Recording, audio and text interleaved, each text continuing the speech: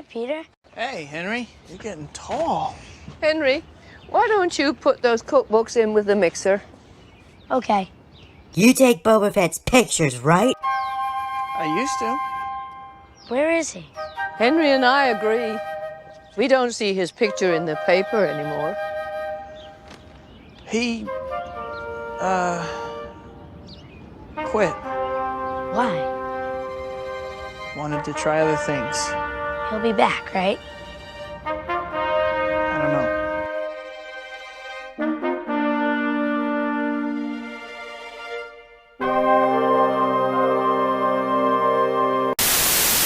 Boba Fett is widely remembered as the guy who stood there and looked cool.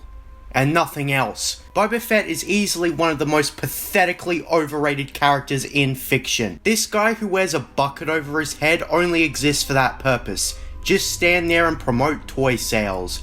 His character is so pathetically lazy that even I have to give George Lucas flack for how he was handled.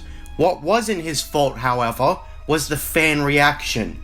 People started becoming soy boys over this bucket-wearing nobody, despite the only two things he did was track down the Millennium Falcon and fall into the Sarlacc pit, the second of which was absolutely pathetic. Han Solo accidentally hits Boba's jetpack and he just falls into the Sarlacc pit and dies. Thank God for the expanded universe, otherwise the character would have been even more of an embarrassing joke. Then the continuity reboot happened, and Boba Fett died in the Sarlacc pit again. However, as early as novels like Star Wars Aftermath, there were details hinting at his survival. But the Aftermath novel was retconned in The Mandalorian, but then in the same time they referenced things in it, like the character Cobb Vanth, who made his first appearance there. So what I'm saying is that Boba Fett was obviously going to survive, and I'm honestly not against the decision as long as they have a damn good story to make up for his crappy role in the movies.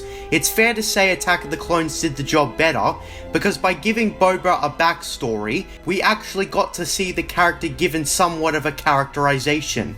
Even then, it didn't change the fact that Boba Fett sucked harder than a lollipop. What annoys me about Disney canon is despite them wiping everything away, they're just gonna redo it anyways. And people are seriously excited about seeing Disney do the same things again. Even though Disney is yet to do The Old Republic, for example, it's clear that the build-up to the era's exploration will be nothing special.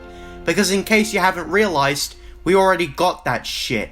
But we have to wait for Disney to hurry their fat ass to hurry the fuck up. That's probably one of the biggest downsides when it comes to the reboot, especially since Disney is copy-pasting a lot of stuff. Even though they never explicitly said so, at least to my knowledge, I think it's obvious that The Mandalorian was originally just the Boba Fett movie, repackaged into a knockoff with a different color scheme, and they would integrate different characters into spin-off shows. Because Disney can't carry a standalone show, it needs to be part of a sub-series of other shows. Din Djarin is a badly written character, because the show about him only existed to set up other shows. What does Din Djarin have to him as a character? His traits mostly come from a cheap imitation to copy Boba Fett. I feel Dave Filoni specifically has gotten really lazy in recent years. He's mostly relying on pre-established crap instead of coming up with new characters using his imagination. Ahsoka was pretty much his signature character, and he hasn't done any better than that. The Mandalorian was so fucking hollow because it just piggybacks off of everything. We have no reason to truly care about Grogu, or Mando, or anyone else. The villain is a fucking idiot who willfully wastes Imperial lives over nothing like their candy. So talking about the Book of Boba Fett, I think first, we need to talk about the setup to that show. Boba Fett made his Mandalorian debut in Season 2, Episode 1, where he was nothing but a tease for a future episode later down the line. 5 episodes later, he finally shows up, and my god are our first impressions piss poor. Tamara Morrison is too old for the character's age, and is out of shape. He's closer to looking like Captain Rex than anything. And we all know how desperate Filoni was to have Rex be in Return of the Jedi through a retcon. But anyways, Boba Fett in this episode had zero substance. He shows up with Fennec Shand as a sidekick, and he just takes the armor and does the pew pew, which is pretty much supposed to invoke a reaction from the audience. But at least it's not an embarrassing case of incompetence this time. In the following 2 episodes, Boba Fett does very little except be a taxi until the very end, where he returns to Jabba the Hutt's palace where Bib Fortuna has pretty much wasted himself by overeating and became an obese slob. Boba Fett kills him and sits on Jabba's throne, and this scene pretty much only existed to set up the Book of Boba Fett. I sometimes wonder what would have happened if people saw The Mandalorian for the mediocre filler-ridden mess it was. Would it encourage them to step up their game, or would they just persist with the crappiness like the sequel trilogy? The one nice thing I have to say about the Book of Boba Fett is that it's actually better than The Mandalorian. On paper. If they wanted to have their Star Wars miniseries sub-series, they really should have just started with Boba Fett.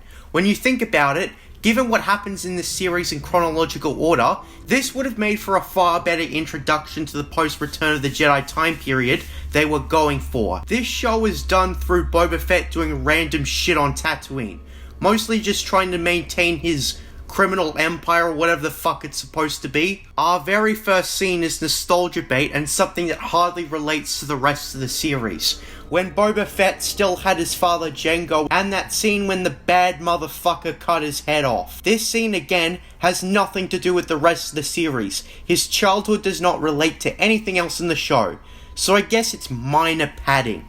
Of course, when it actually starts is when Boba Fett is sleeping in a Bacta tank, is getting flashbacks to the relevant start. This is how he survived the Sarlacc pit, and instead of using the jetpack explanation, they instead decide to have Boba Fett climb out of the Sarlacc, which is something he shouldn't be able to do. I thought Sarlacc stuck their victims in place. Anyways, even though they could have used the jetpack, they didn't. Boba Fett climbs out of the sand and lies in the wreckage. Some Jawas show up and rip away his armor in his vulnerable state. It's here where you'll notice, if you couldn't already, that Tamara Morrison is extremely out of shape. Seriously, I always had the gripe that Daisy Ridley looked too buff in The Last Jedi compared to The Force Awakens, and it's only a noticeable change if you look hard enough. It's like the Sarlacc pumped Boba Fett with 10 pounds of sugar a second, leading to him gaining weight. Now, I'm really not trying to body shame Tamara Morrison, but the contrast is just so bothersome. I remember Star Wars Theory said Tem was actually in great shape, and even if that's true, that doesn't change the fact that his body shape is completely different to that of Boba Fett in Return of the Jedi. I think Tem should have done some more exercise before The Mandalorian Season 2 came out.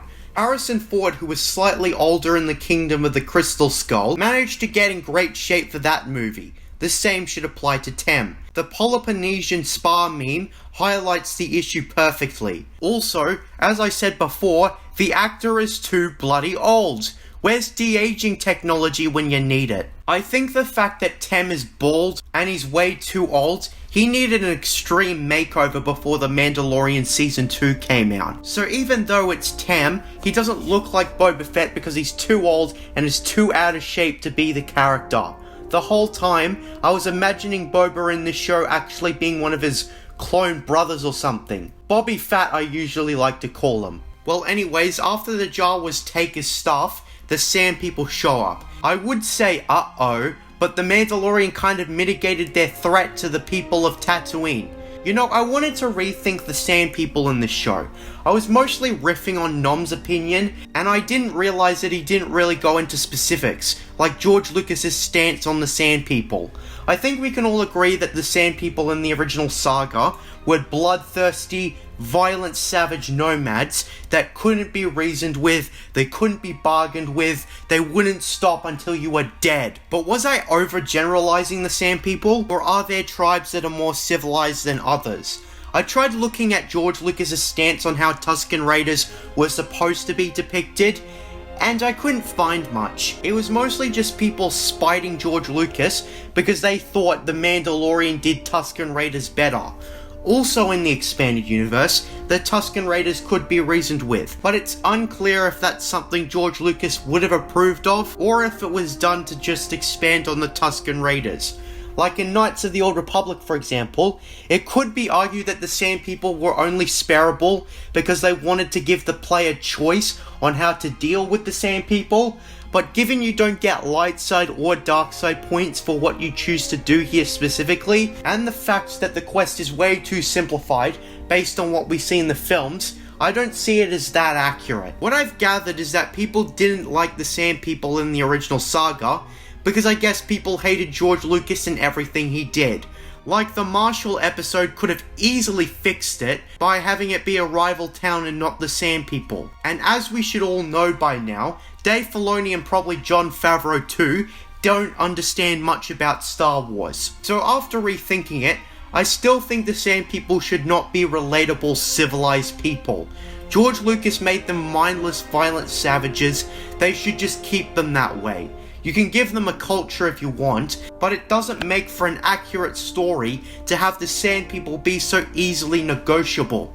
Because again, if that were the case, Shmi Skywalker could have been saved. Looking at other stories with reasonable Sand People, one story was written in the early stages of the franchise, one story wanted to give the player a choice, and the Kenobi novel was written in an age where continuity was much more lax after TCW.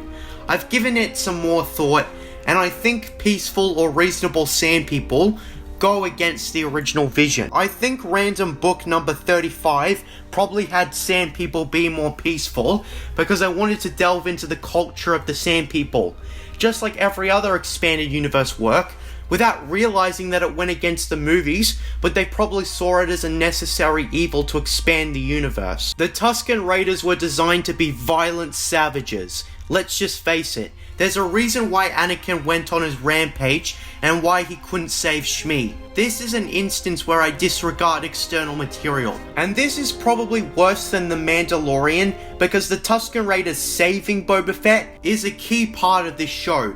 It starts off with the Sand People being dicks, and at first I thought they were on the right track, but soon afterwards, it becomes clear that they're going to take Boba Fett under their wing. Let me say firsthand that the structure and pacing is just plain awful. The only reason I considered this show being better than The Mandalorian on paper is because the Book of Boba Fett has a bit less filler in it. And hey, they managed to break their previous record, where the filler in The Mandalorian started in the very first episode. They managed to save it until episode 2. Great job, guys. I didn't think you'd make it that far. I'm just joking. Just because they broke their record doesn't make it good. These guys couldn't come up with enough organic plot to save their lives. I think I should just talk about the show's events in chronological order. I think that'll be easier for me, because judging the structure, it's badly strung together and it cuts to flashbacks when they need to. They just have Boba Fett in the first half go into the bacta tank, and then they play the flashbacks. So anyways, looking at this as a complete story, Boba Fett joins the Tusken Raiders.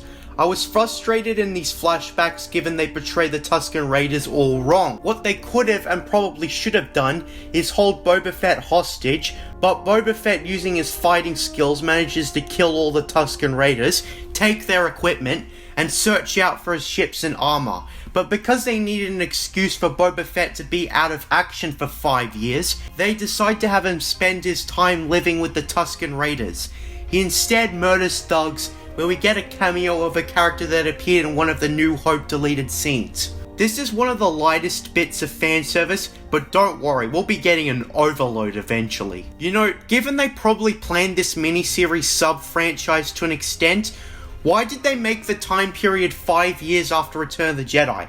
I think what would have been better is if it was in the months after Return of the Jedi. I mean, they retconned Aftermath to fuck, and they probably should have retconned Battlefront 2 as well, and came up with a more intelligent way of having the Empire be defeated.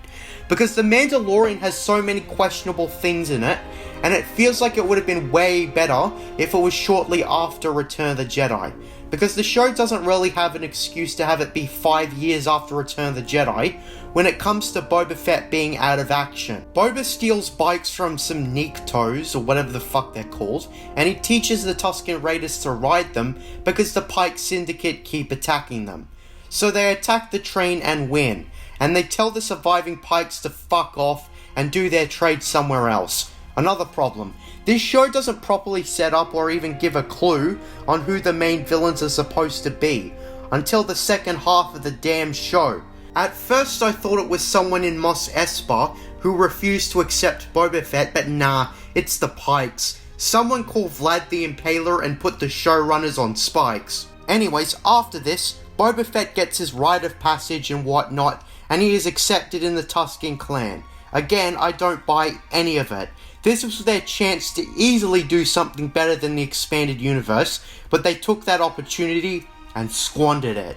I hate this show's guts. Anyways, Boba Fett goes to the Pikes and talks to them in a forgettable scene about their business, and I don't see the point to any of it. It doesn't set them up as hateable or imposing villains.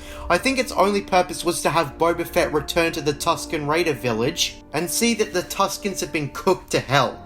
And again, I refuse to feel anything over it. Hell, even in the show's context, they left Boba without water for days, and they beat him up, and then when he impresses them, they finally look at him as an equal. And knowing the nature of the Sand People, this is extremely shallow. Did it have to be Tusken Raiders?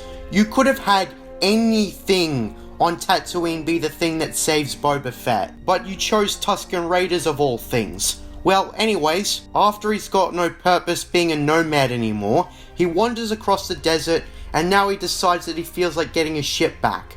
I think another problem is that it doesn't feel like Boba Fett has a clear motivation, or at least one he's dead set on achieving. He feels like an easygoing guy throughout the entire show, which is counter to everything we've seen of Boba Fett so far, and I'm talking about in general. In the films he was a blank slate, but he was nothing like he is in the comics.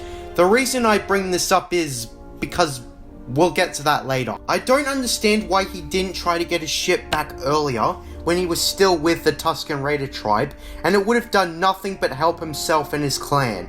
So anyways, while he's scouting out Jabba's palace, that now belongs to Bib Fortuna, he decides to camp out at night, and of course, the events of Mando Season 1 Episode 5 play out, with Fennec Shand getting shot by that stereotypical youngster idiot known as Toro Calican. Of course, as we saw at the end of Episode 5, someone approached Fennec Shand, and given Disney couldn't keep a secret, they announced ahead of time that it was Boba Fett and Tem was coming back.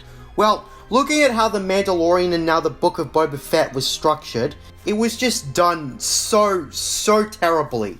Boba Fett of course saves Fennec Shand, and we are introduced to perhaps the biggest joke of a cameo that ever existed, the rapper Thundercat, who looks like he belongs in anything but Star Wars. This guy doesn't look, talk, act like he belongs in Star Wars. The haircut he has is obviously so derivative of the real world that it kind of proves that Lucasfilm have already given up. There's no way this would have passed if Disney cared. They just wanted to have a cameo from a rapper, so they chose Thundercat and did nothing to change his appearance. I know I'm making an assumption, but that's the only way I can explain the uncaring thought process of Jon Favreau. Whereas the sequel trilogy looked nothing like Star Wars, and the designs were just hideous, the Book of Boba Fett has designs so bizarre that it could only be made by a drunk. Seriously, this is not anything close to looking like Star Wars. It doesn't even look like science fiction. What I despise is the music that Oso plays. I'm taken out of the Star Wars galaxy, and now I'm just pointing out how much it doesn't look like Star Wars. The Book of Boba Fett has the most non-Star Wars looking visual design in the history of the franchise. I mean it. Also, why couldn't it just be a normal doctor?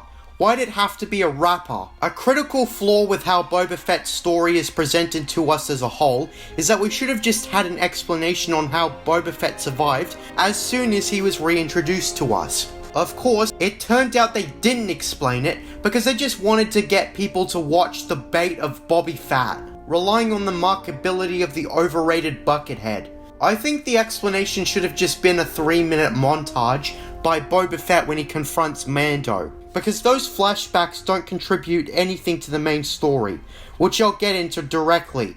This is why I decided to talk about the story in chronological order. So anyways, after saving Fennec Shand, they have a forgettable scene where Boba Fett talks about being left for dead and he needs his ship back, and he wants to run Jabba's throne, blah blah blah blah blah blah blah.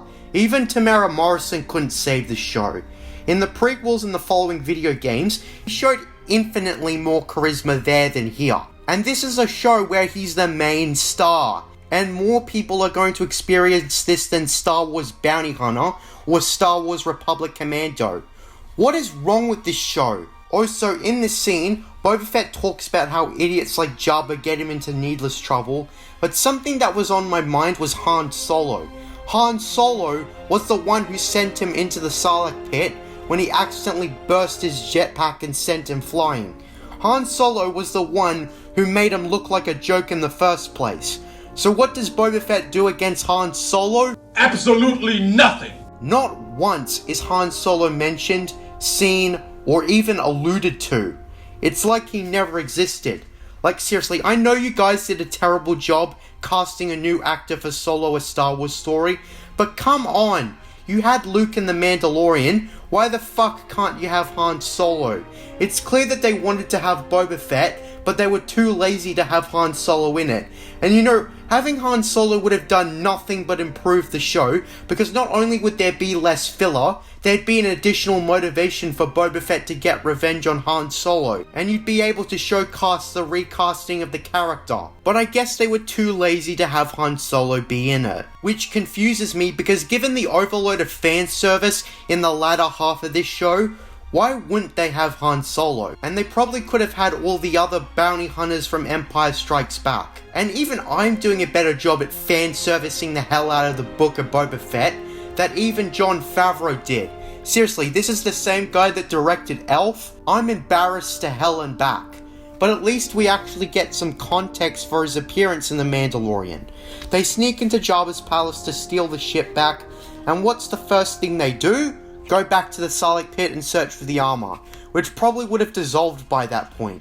You know, that's another thing. The show doesn't properly explain why Boba Fett didn't get the armor from Cobb Vanth when he still had it. Why did he have to wait until Mando, a more dangerous person, got it? I just love how the show doesn't even address it, and it makes the events of both The Mandalorian and the Book of Boba Fett even more confusing. They just wanted the plot to happen through contrivance. And this further points out the piss poor connection between the two shows, which is only going to get worse. So anyways, they search the Sarlacc and they can't find it. And that's where everything lines up with The Mandalorian. Pretty poorly, but it lines up at least. Alright, now we can talk about the actual story, because the first 4 episodes are badly structured. As we all know, Boba Fett did the pew pew and claimed Jabba's throne. I know I should have talked about the name of Boba Fett's ship, the Slave One, but I'm going to lose my sanity if I go over the stupidity of Lucasfilm, thinking that changing the name to Fire Spray was an intelligent decision. So anyways, all this leads to Boba Fett in the Bacta tank, where several of these flashbacks occur. He gets out of the Bacta tank, and basically, I gotta say, the main plot is weaker than the flashbacks by a country mile. As I said before, Boba Fett's motivation is incredibly weak and poorly. Yeah, I know, he wants to rule Jabba's former throne.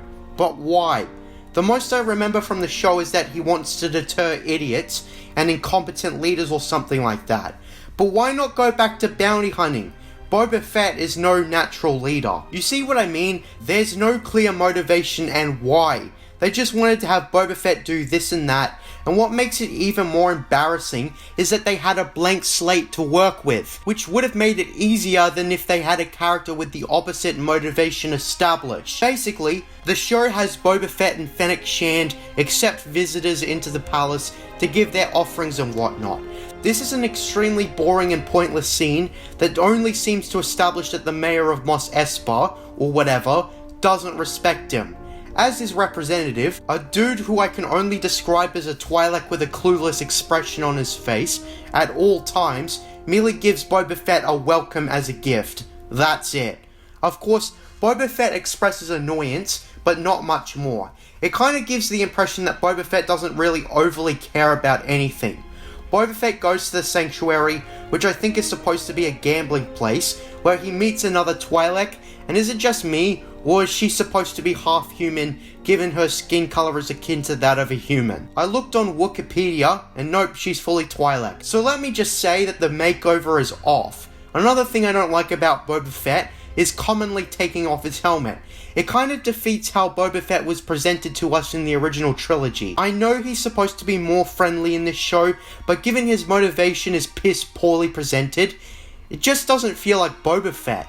Given Tem is out of shape and too old, it makes Boba Fett look like a completely different character. Maybe they should have had a stand-in for Boba Fett when his helmet's on. Either that or get Tem into the shape he's supposed to be, because it's just distracting and I'm taken out of not only the story, but the main character. Anyhow, Bobby Fett and Fennec Shand get ambushed by assassins.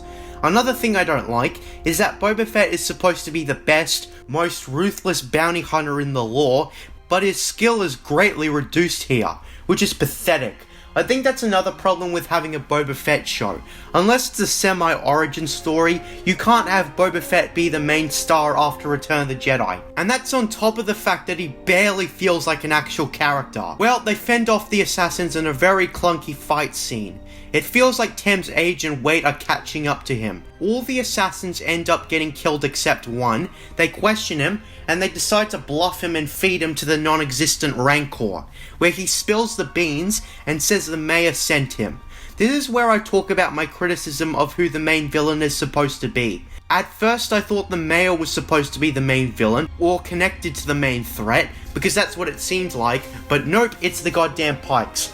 Have you called Vlad yet? Anyways, they decide to confront the mayor, and the mayor pretends he didn't hire the assassins, kills the dude he hired, and gives Boba Fett some money.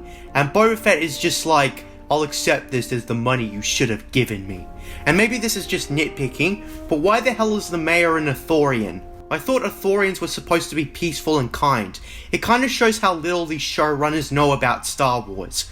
Like, the only violent Ithorians I've seen were in the Knights of the Old Republic comics.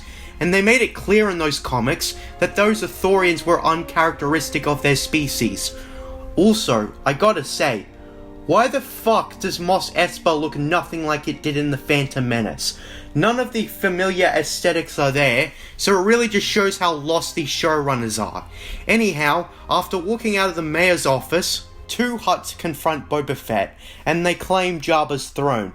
It's also in this scene where we're introduced to Black Chrysanthemum, who is supposed to be like the most violent Wookiee since Han Ha, a character from the comics. I can tell you firsthand that Black Chrysanthemum is a very cherry-picked aspect from the comics. I think Black Chrysanthemum was only done for appeal to the comic book nerds, but the thing is, it's cherry-picked.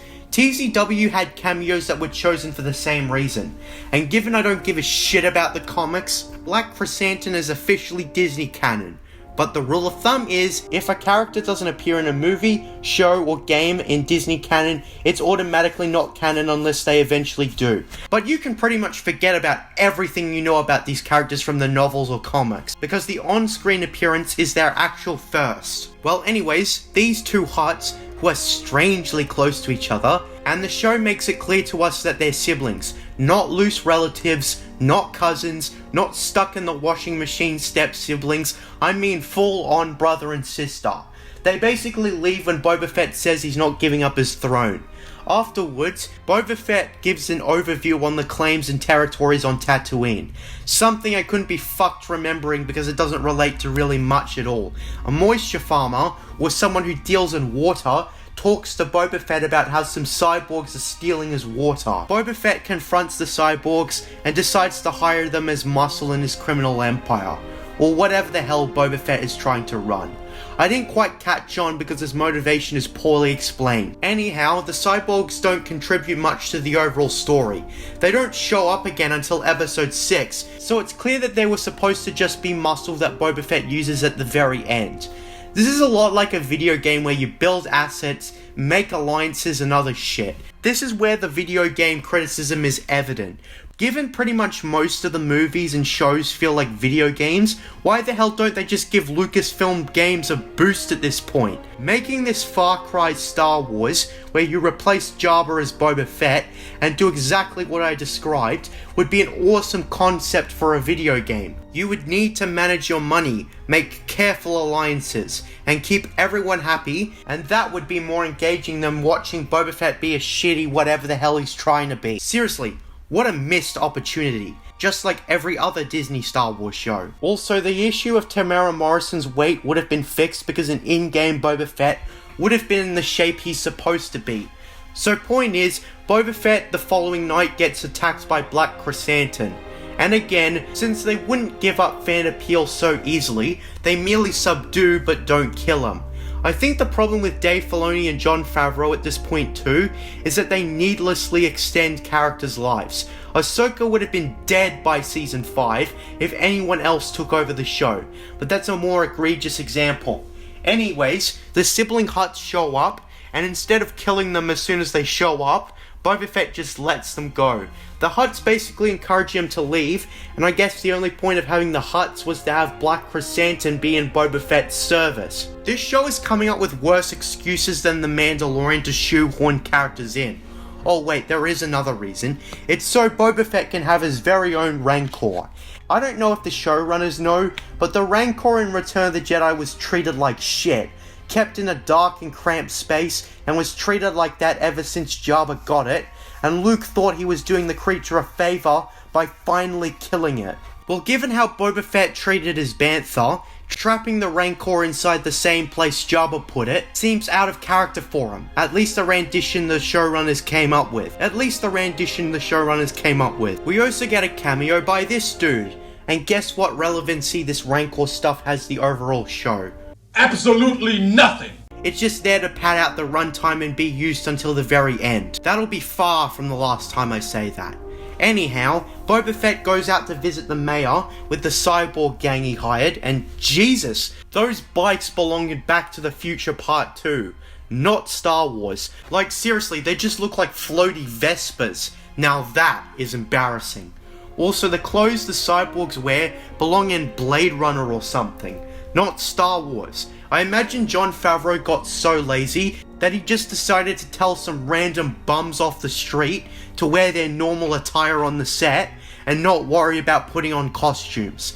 Anyways, Boba Fett tries to confront the mayor, but instead gets his representative trying to escape. The cyborgs chase the dude, and it's a pathetically weak chase scene. The reason there's no tension starts with the fact that I don't think this guy getting away would change anything. We didn't need him to tell Boba Fett that the mayor was absent. He wouldn't have been the only character to tell him that if it wasn't self-evident enough. I think this scene was just meant to showcase the skills of the cyborgs, which it does a terrible job at, because they just slip up. Well, some of them anyways. Also, they do nothing with the cyborg part. That was pretty much a case of them telling us instead of showing us. One of the most novice, rookie mistakes a writer can do. Anyhow, Boba Fett after this finally fully heals. This is after so many flashback sequences previous.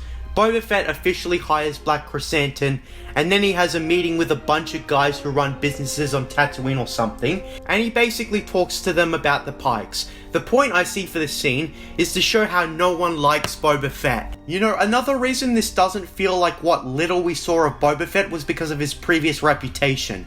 How could all of that be forgotten in 5 years? This is the same problem Halo 4 had, with nobody worshipping the Master Chief after he saved humanity in the original Halo trilogy. And this is on top of the fact that again, the actor is out of shape and too old. And of course, the story stops in its tracks to show us what is essentially a show within a show.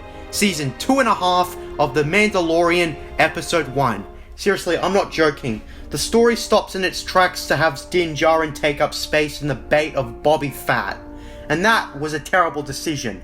Let me tell you why. So basically, Mando was a show riddled with filler already. Now it's going to have even more filler because of this shit that should have been saved for The Mandalorian Season 3. And the fact that it wasn't makes me have even less faith in Season 3. I'm already concerned enough that the Imperial Remnant is going to have Moff Gideon be the villain again, when he absolutely shouldn't, given why the Empire would free this idiot who wasted Imperial lives because he wanted to show off. Actor appeal isn't a good enough excuse. Another issue is that this creates filler in the Book of Boba Fett, and in the worst way possible. Imagine having an episode of Star Trek as a random example, and you had a completely unrelated set of characters in the Star Trek universe dick around instead of doing something, instead of the fucking Enterprise. This is the worst kind of filler. Like seriously, at least most filler in stories has relevant characters to the plot. This doesn't. This is relevant for another show, but not the one in play, and this makes me go on another one of my tangents I've wanted to go on. Why the fuck hasn't this live action Filoniverse bullshit started with Boba Fett to begin with? Seriously, that may have been a better introduction to the era they were trying to explore. Boba Fett's out of action for 5 years, and when he comes back, he slowly discovers the state of the galaxy, learning the Empire lost the Galactic Civil War and whatnot. That could have been like a metaphor for the audience to be on the same footing as Boba Fett. I'm really embarrassed that every fucking time I can come up with better ideas than Disney. Disney's range should be limitless given their unlimited amounts of money. Disney should be the ones with the better imaginations, not the audience. Okay, so now that I'm completely taken out of the story for like the third or fourth time, and in the worst way possible, what's happening in the new semi-season of The Mandalorian? Well, basically, we get filler inside of filler, and a rehash of the very first episode of The Mandalorian. Mando goes to a slaughterhouse or something, kills some dude, and his employees care very little about their boss, so they just loot his office. I guess that gives a little bit of character for this nameless dude that Mando killed, that he's so unlikable, that his employees don't give a shit that he's dead. Anyhow, Mando delivers the bounty and gives directions to a hideout, where they have the armorer use some Beskar to forge something for Grogu, even though he's supposed to be in Jedi training, isolated from everything else, which we'll get to that, oh boy. Well anyways, they rip off Terminator by having nukes drop and the machines shoot everything. You know, fun fact, the director of this episode is Bryce Dallas Howard, who played Kate Brewster in Terminator Salvation. Also, she's the daughter of the director of Solo: A Star Wars Story. Also, she was in Spider-Man 3, and Jon Favreau was a major character in the MCU Spider-Man movies. Lots of connections you can make. Again, I'm taken out of the show because of this very blatant symbolism. Oh, and on top of the scene after that, they have Mando practice using the Darksaber. And it's bullshit because Mando finds it incredibly heavy, which goes to show how little these showrunners know about fucking lightsabers. Lightsaber blades are weightless. How the fuck can it be heavy? Is Mando supposed to be the weakest man alive? Jeez, is Din Djarin a fucking joke or what? Also, this dude named Paz Vizsla wants to claim the Darksaber, and so the two have a one-on-one duel. And Mando wins, and then out of nowhere, the armorer asks him if he removed his helmet, when it has no relevance to what's going on, and as we all know, Mando took off his helmet in front of others at the end of Mando Season 2. So the armorer kicks him out of the clan. Oh. So that's why they had Mando take off his helmet in front of other characters. It was because they wanted an excuse to have Mando get kicked out of his own clan. So not only is Mando an idiot who left his jetpack behind, but he's also an inconsistent moron who broke his code that he adhered to so much. I love how this plot relies on characters doing stupid out of character things. Seriously, what in the hell is wrong with Jon Favreau? So then he books transport and has to put in his weapons through luggage, and he goes to Tatooine, he goes to the mechanic character, and she builds him a new ship modeled after a Naboo starfighter, because we gotta please the prequel crowd. Well, guess what, show? You failed to impress me, and I'm from that demographic. On the positive though, it's not as blatant fan service as the rest of the show, and they state that Mando wanted a pre-Empire ship, so that was a nice touch. Yes, after God knows how long, I finally gave the show a compliment. Seriously, finding positives in the show is extremely hard. Mando decides to test the ship, and rebel pilots, which make no sense because the New Republic doesn't control Tatooine, try to make him do the clearance code bullshit, And despite only talking to Mando twice at best, he somehow recognizes Mando's voice, so Mando outruns them. Also, this episode doesn't even try to have tension or a conflict. It's just set up for season 3, so it's filler inside filler inside filler. How far does the filler rabbit hole go? I'd like some non-filler please, but don't worry, it's gonna become even more of a clusterfuck. Episode 6 is probably the episode with the most substance in it, but it's also the most soulless. So you win some, you lose some. They also got the name for this episode wrong. It should have been called the Book of Boba Fett Episode 6 / The Mandalorian Season 2.5 Episode 2 / Ahsoka Season 0 Episode 2. Quite a mouthful, but this whole thing obviously exists to set up other shows, and it managed to be more blatant than The Mandalorian Season 2 was. Anyhow, despite this episode having the most substance, if you can call it that, it has little to do with Boba Fett. First, it shows us the perspective of Cobb Vanth, who picks off some pikes that enter his town. There's practically nothing to say here. Then we've got Mando going to the unspecified planet from The Force Awakens and The Last Jedi flashbacks, where a new Jedi Order is being built. The show doesn't explain how Mando even knows where to find Grogu, which kinda just defeats the whole purpose. You know, the one thing I was looking forward to in Mando Season 3 is Din Djarin actually breathing some light without that puppet to sell merchandise. But of course, this is Disney. They're going to backtrack on everything. They backtracked after the Last Jedi backlash, and they backtracked in absurd ways. Like from what I hear, they used a time travel portal to save Ahsoka from being killed by Vader. Now that is pathetic. And I expect it to be so terrible when we get into it. Anyhow, R2 basically guides Mando to a structure that'll be destroyed in The Last Jedi, so it's just sad to see these droids build it. Again, this all leads into The Last Jedi. Ahsoka shows up, which is batshit, because that means that she and Luke have met. Jesus fucking Christ, where do I begin? The episode doesn't explain how. They just start with them knowing each other, and they tell you to consume and deal with it. This is yet another thing that goes unexplained. So that's pretty much Disney Star Wars plot hole number 502. God damn it.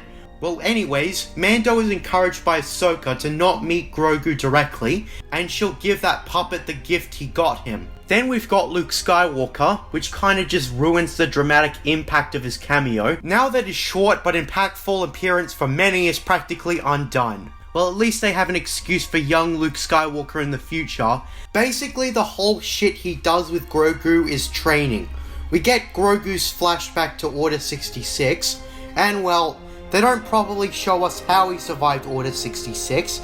It's just fan service for the sake of it, and even though they could have used it for a more effective purpose, we see them badly imitate Empire Strikes Back, and Luke and Ahsoka interact on screen. Again, it's a plot hole, and then we've got one of the worst parts of Episode 6. Another classic Filoniverse retcon. Luke gives Grogu a choice of either returning to the Mandalorian, that would undo Season 2's ending, through Mando's gift of armor, or he can remain a Jedi in training with Yoda's lightsaber. You know, I thought they were done retconning shit, but how naive I was. Because now they've retconned the comic where it's clearly shown that Yoda's lightsaber was destroyed among all the other Jedi lightsabers shortly after Revenge of the Sith. So it's clear the retconning will continue.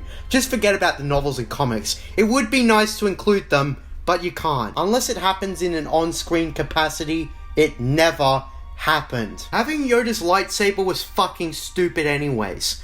Even if the comic didn't exist, where the fuck do you get his lightsaber? I'd have to assume that in Dave Filoni's headcanon, it was in the Emperor's possession, but the Imperial Palace would have been looted by then. Then we get disconnected from the story, as we have Mando and Cobb Vanth talk to each other again, and then he leaves. The conversation was basically about joining Boba Fett's cause, and Cobb Vanth rejected the offer. And then perhaps the worst fan service out of the entire series. That's quite a low bar. Cad Bane shows up out of nowhere and threatens Vanth, but in the most defining feature of Cad Bane is his design. It's disgustingly awful. Seriously, they couldn't make him look like the Duros in A New Hope. I think the problem with Cad Bane's design is that he is fucking derivative too much of his animated counterpart. What I'm basically trying to say is that they didn't translate him well. Ahsoka didn't translate that well either, but at least she looks like a live-action counterpart to the animated version of her. Cad Bane just looks terrible, and the fan edits online were instantaneous. Oh, so is it just me, or am I now questioning how old Cad Bane is supposed to be? According to Wikipedia, he was born roughly 62 years before the Battle of Yavin. So if we assume he was born exactly at that time, you want to know how old he'd be in the Book of Boba Fett? He'd be 71 years old. You might make the excuse that Duros have longer lifespans, but given that's not established, and Star Wars Legends is our only source, and that establishes that 71 is a damn old age for a Duros, it's questionable on how Cad Bane isn't old and frail by this point. They just wanted the fan service without thinking about the character's age at that point. Well, too bad they didn't do their research. Cad Bane's working for the Pikes. Shocker. And to end episode 6, they basically have the Boba Fett criminal crew gather for the finale. And on top of that, the casino place thingy is blown up by the Pikes. Too bad, so sad, I didn't give a shit about that place to begin with. And that's episode 6. What could they possibly end this show on? Well, basically they shit all over everything. Given the build-up was so terrible, the payoff for it all is nearly non-existent. The gang decide to hold up in the sanctuary for some reason. Like, the episode does explain that it can't be at Jabba's palace because it's not close enough, but come on, this burnt out ruin is the best you could do? But aside from that, this opening is passable. They're preparing for an all-out battle. Nah, the real problems with the episode start when that mechanic gets an X-Wing landing. And wow, what do you know? Grogu is back. Nice to have some confirmation that The Mandalorian Season 2's ending was utterly pointless. So is this entire embarrassment of a show. I love how these showrunners are so spineless that they just couldn't risk merch sales, even though they had more than enough given Grogu is one of Disney Star Wars' most marketable characters. We get the cyborg scouting out the area, typical shit, and then Cad Bane comes out and threatens Boba Fett and crew. This is incredibly pointless other than to give the good guys a heads up that they're basically going to be attacked eventually. Also, there's absolutely no development between Boba Fett and Cad Bane. And no, a deleted Clone Wars episode isn't going to do the trick. That never happened. The only positive for this episode is that the action and story is done hand in hand with each other pretty decently. Problem is, the story is hot garbage. Those 2 Gamorrean guards die, and anyone who found that sad at all has terrible standards. Eventually, the Pikes show up to corner Bobby Fett and crew, and as the worst distraction ever, the representative, who decided to bring to this battle for some reason, is ordered by Boba Fett to hand out his terms of surrender. And of course, the dude slowly reads it out to the Pikes and it's so stupid. Like, obviously it's one of the worst distractions ever. I would start opening fire as soon as it was clear that Bobby was wasting our fucking time. But the distraction works because they must do plot progression at all costs. Eventually, Mos Pelgo, or sorry I should say Freetown at this point, show up to assist the crew. This episode also feels like it has both equal focus on Mando and Boba Fett, like they're dual protagonists, when Boba Fett is supposed to be the star of the show. But then again, this is the same doofus who accidentally burst their jetpack and fell into the Sarlacc pit. And then in a scripted video game sequence, some heavy droids show up and they have strong shields, and Boba Fett rides the Rancor. So I guess I somewhat take back what I said about the Rancor being pointless, but it was a weak-ass Chekhov's gun because it had no other relevance, just like the cyborg dudes or Black Chrysanthemum. So anyhow, they destroy the first droid, and then the second droid. Mando reunites with Grogu, and the only part of this episode I would even bother to describe in detail at this point is the confrontation between Boba Fett and Cad Bane. I guess the episode does acknowledge that Cad Bane is old, but he's so easily overpowered and killed. My point still stands about extending the character's lifespans. I find it hard to believe Cad Bane made it this far and he dies like a cunt. I mean, I think of some of the relevance of the young Boba Fett flashbacks with his father being killed, because Cad Bane does bring up his father. If that was supposed to be the payoff, then I'm extremely disappointed. And as I said, Cad Bane dies, and they made his death way too cheap without any build-up. This is pathetic. The Pikes and the traitors are killed by Fennec Shand, and now everyone automatically respects Boba Fett. Something that is extremely forced and nonsensical. And that's the end. At least Mace Windu didn't show up. Oh, and I should probably talk about one other thing. Given I wasn't paying that much attention to the show, it turns out the Pikes killing the Sand People was supposed to be a plot twist, and Boba Fett was supposed to believe the Nikto Bike Gang killed those Tuskens. This is basically like if the Vader father reveal in the original trilogy wasn't communicated clearly enough, and I thought Obi-Wan mumbled something about Vader being Luke's father. That is embarrassing. Oh, and also the post-credits scene has the rapper revive Cobb Vanth back from the dead. If the actor and Cobb Vanth were hated by the fanbase, I'd like to imagine he would have been killed off. And that's the bait of Bobby Fett. Here's my thoughts summed up in one clip. It's dry, overcooked on the outside, raw on the inside. Yeah. Back in line. Thank you. Where do I even begin? Even though I said I liked this show more than The Mandalorian on paper, they managed to screw up even worse than Mando. Let's list my top 5 problems. Number 1, bad structure. Number 2, pointless fan service. Number 3, weak payoffs. Number 4, a terrible art style. And number 5, where the fuck were characters like Han Solo? Believe me, listing those 5 problems wasn't easy. Condensing it down to 5 was a challenge because the foundations are broken. Friendly sand people? Nuh-uh. The only thing I can say they did well at all was the music. Although I had to say it first, the Book of Boba Fett theme was so out of place for me, but it grew on me by episode 2. May the soundtrack always be the highlight redeeming factor of these crappy shows. The music I at least have faith in. The music and nothing else. The Book of Boba Fett gets a 3 out of 10. Sorry, but that's the most I could give it. The only key positive is the music. That's it. This show doesn't earn anything, it ignores things, it's sloppy, and it's just a cheap excuse to bullshit back Boba Fett for a quick buck. Is it too late to say that Din Djarin is better? I'm JJ Plagiarisms. And until next time, what are stories but mystery boxes?